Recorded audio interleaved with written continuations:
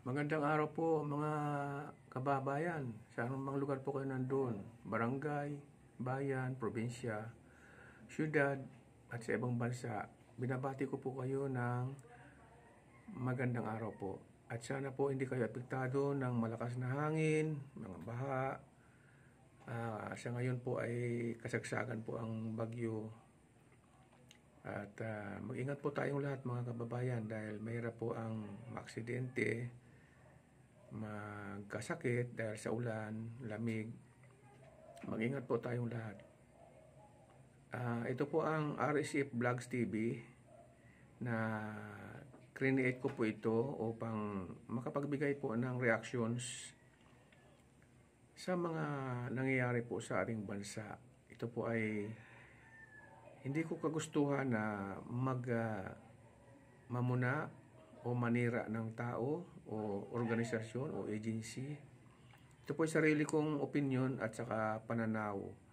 At sana po pasensyahan po ninyo ako kung minsan naisip ko po na kailangan ko pong magbigay din ng opinion kasi hindi naman po lahat ng tao ay nakikinig kina Jojo de Guzman sa Banateros. Hindi po lahat sila nakakapanood yan. At saka ito po ay ginawa ko para doon sa mga kakilala ko na sana kung magustuhan ninyo, paki-like naman po ninyo at saka paki-share o kung pwede mag-subscribe kayo para lumago po ang aking vlogs.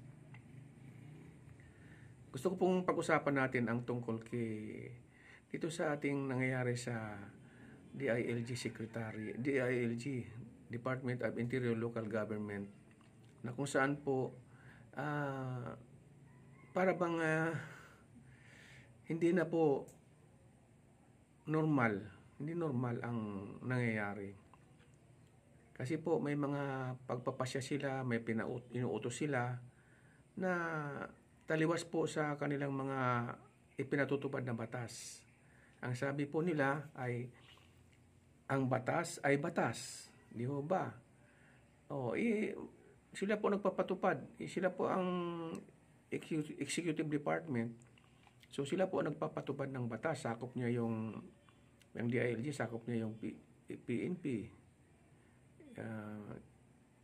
Yan po ay siyang nag-uutos ng mga kaganapan, ng mga mangyayari, ng mga susundin ng mga PNP officials. Gusto ko po sanang hindi ko naman po nila lahat po pero may napupuna din ako dito sa utos niya. Kagaya po halimbawa, unahin po natin itong si KOJC, Kingdom of Jesus Christ.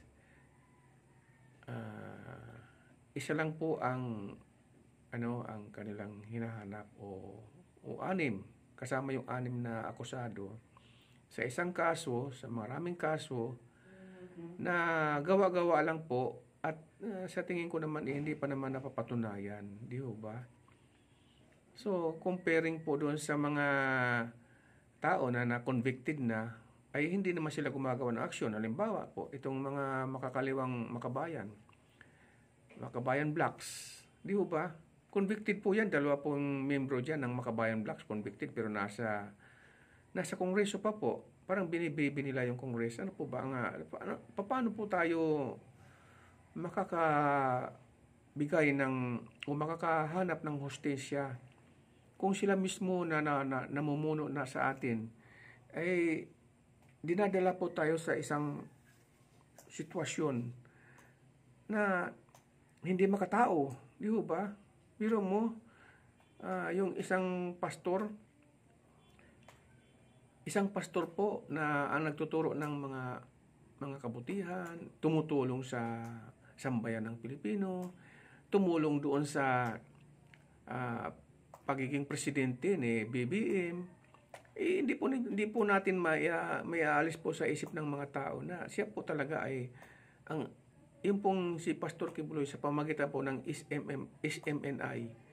Nakatulong po yan sa kandidatura ni BBM.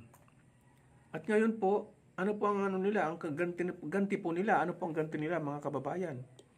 Hindi po nila pinatutupad ang totoong batas. ang batas nila ay sarili nilang batas, mga kababayan. Sila ay nagpadala ng 2 batalyon. Sinira nila ang mga ari-arian ng QJC. Mayroon pang mga nasugatan, nasaktan, babae, kabataan.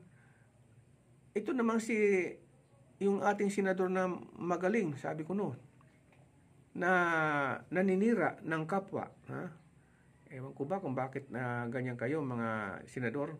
Sa halip na sana ginagastos ninyo ang pera ng taong bayan sa paghihiring-hiring na ganyan na demanda nyo.